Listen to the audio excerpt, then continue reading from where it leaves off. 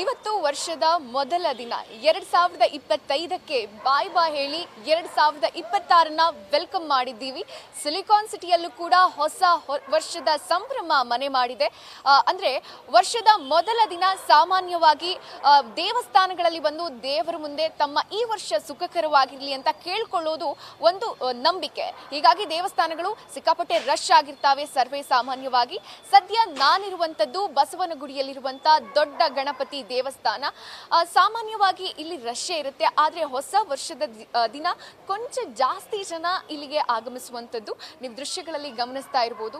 ಯಾವ ರೀತಿಯಾದಂತ ಜನ ಅಂದ್ರೆ ದೇವರಿಗೆ ನಮಸ್ಕಾರಗಳನ್ನ ಮಾಡ್ತಾ ತಮ್ಮ ಇಷ್ಟಾರ್ಥ ಸಿದ್ಧಿಗಾಗಿ ಪ್ರಾರ್ಥನೆಯನ್ನ ಮಾಡ್ತಿದ್ದಾರೆ. ಅಂದ್ರೆ ಹೊಸ ವರ್ಷ ಯೂಶಲಿ ಎಲ್ರಿಗೂ ಕೂಡ ಒಂದ್ ರೀತಿ ಹೊಸ ಹುರುಪು, ಹೊಸ ಒಂದು ವರ್ಷದ ಮೊದಲ ದಿನ ಆಗಿರೋದ್ರಿಂದ ಸಿಕ್ಕಾಪಟ್ಟೆ ಎಕ್ಸೈಟ್ಮೆಂಟ್ ಇರುತ್ತೆ. ಹೀಗಾಗಿ ಕೆಲವೊಂದಿಷ್ಟು ಜನ ರಾತ್ರಿ ಬೇರೆ ಡಿಫ್ರೆಂಟ್ ಕೈಂಡ್ ಅಲ್ಲಿ ಹೊಸ ವರ್ಷವನ್ನ ವೆಲ್ಕಮ್ ಮಾಡಿದ್ರೆ, ಇವತ್ತು ಸಾಕಷ್ಟು ಜನ ಮೊದಲನೇದಾಗಿ ವಿಘ್ನ ವಿನಾಯಕನಿಗೆ ನಮಸ್ಕಾರವನ್ನ ಹಾಕ್ತಾ ಹೊಸ ವರ್ಷವನ್ನ ಬಹಳ ಅದ್ಧೂರಿಯಾಗಿ ವೆಲ್ಕಮ್ ಮಾಡ್ತಾ ಇರುವಂತದ್ದು ನೀವು ದೃಶ್ಯಗಳಲ್ಲಿ ಗಮನಿಸ್ತಾ ಇರಬಹುದು. ಇವತ್ತು ಹೊಸ ವರ್ಷ ಇರೋದ್ರಿಂದ ವಿಘ್ನ ವಿನಾಯಕನಿಗೆ ಬಣ್ಣ ಬಣ್ಣದ ಹೂಗಳಿಂದ ಅಲಂಕಾರ ಮಾಡಲಾಗಿದೆ. ಅಂದ್ರೆ ಒಂದ್ ರೀತಿ ಹಬ್ಬದ ವಾತಾವರಣ ನಿರ್ಮಾಣ ಆಗಿರುವಂತದ್ದು ಬಸವನಗುಡಿಯ ದೊಡ್ಡ ಗಣಪತಿ ದೇವಸ್ಥಾನದಲ್ಲಿ. ಹಾಗೆ ವಿಶೇಷ ಪೂಜೆ ಮಾಡೋದಕ್ಕೆ ಇವತ್ತು ಹೊಸ ವರ್ಷ ಆಗಿರೋದ್ರಿಂದ ವಿಶೇಷ ಪೂಜೆ ಮಾಡೋದಕ್ಕೆ ಸಕಲ ಸಿದ್ಧತೆಗಳನ್ನ ಮಾಡಿಕೊಳ್ಳಲಾಗ್ತಾ ಇದೆ. ಅಂದ್ರೆ ಹೂಗಳಾಗಿರ್ಬೋದು, ಏನೆಲ್ಲ ವ್ಯವಸ್ಥೆ ಬೇಕು ಆ ರೀತಿ ವ್ಯವಸ್ಥೆ ಮಾಡಲಾಗ್ತಾ ಇರುವಂತದ್ದು ಈ ದೇವಸ್ಥಾನದ ಆಡಳಿತ ಮಂಡಳಿ. ಸಾಮಾನ್ಯವಾಗಿ ಈ ದೇವಸ್ಥಾನದಲ್ಲಿ ಹೆಚ್ಚೇ ಜನ ಇರ್ತಾರೆ, ಆದ್ರೆ ಇವತ್ತು ಹೊಸ ವರ್ಷ ಇರೋದ್ರಿಂದ ಒಂದ್ ರೀತಿ ಹೆಚ್ಚಿನ ಜನ ಇಲ್ಲಿ ಆಗಮಿಸಿರುವಂತದ್ದು. ಅಂದ್ರೆ ಇವತ್ತು ಏನೆಲ್ಲ ವಿಶೇಷ ವ್ಯವಸ್ಥೆ ಆಗಿದೆ ದೇವಸ್ಥಾನದಲ್ಲಿ ತಿಳ್ಕೊಳ್ಳುವಂತ ಪ್ರಯತ್ನ ಮಾಡೋಣ. ಸರ್, ಇವತ್ತು ಏನೆಲ್ಲ ವ್ಯವಸ್ಥೆ ಆಗಿದೆ?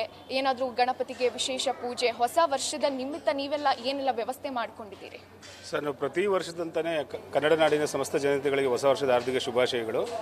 ನಾವು ಪ್ರತಿ ವರ್ಷನೇ ದೊಡ್ಡ ಗಣಪತಿ ದೇವಸ್ಥಾನದಲ್ಲಿ ಇವತ್ತಿಂದ ಒಂದು 15 ವರ್ಷದಿಂದ ನಾವು 4-5 ಜನ ಸ್ನೇಹಿತರು ಸೇರಿಕೊಂಡು ನಾವು ಬೆಳಗ್ಗೆ ಹಾಲಿನ ಅಭಿಷೇಕ, 101 ಲೀಟರ್ ಹಾಲಿನ ಅಭಿಷೇಕ, ಮೊಸರು, ಪಂಚಾಭಿಷೇಕ ಏನಿರುತ್ತೋ ಎಲ್ಲ ಮುಗಿಸಿ, ಪ್ಲಸ್ ಒಂದು 100-125 kg ಹೂವಿನದಲ್ಲಿ ಅಲಂಕಾರದಲ್ಲಿ ಅಭಿಷೇಕ ಮಾಡಿಸ್ತೀವಿ.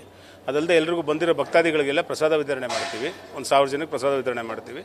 ಇದು ನಮ್ಗೆ ಆಗಿನ ಕಾಲದಿಂದ ನಡ್ಕೊಂಡು ಬಂದಿರೋದು. ನಾವು ನಮ್ಮ ಮಕ್ಕಳು ಎಲ್ಲ ನಡೆಸ್ಕೊಂಡು ಹೋಗ್ತಾ ಇದ್ದೀವಿ.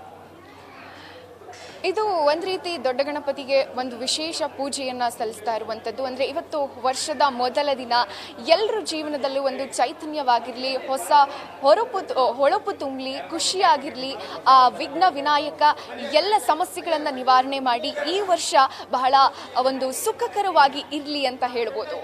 ಇದು ದೊಡ್ಡ ಗಣಪತಿ ದೇವಸ್ಥಾನದಲ್ಲಿ ಹೊಸ ವರ್ಷಕ್ಕೆ ಕಂಡಂತ ದೃಶ್ಯಾವಳಿಗಳು, ಚಿತ್ರಣ ಅಂತಾನೆ ಹೇಳ್ಬೋದು. ಕ್ಯಾಮ್ರಾ ಪರ್ಸನ್ ಪ್ರಶಾಂತ್ ಜೊತೆ ಚಂದನ, ಬೆಂಗಳೂರು.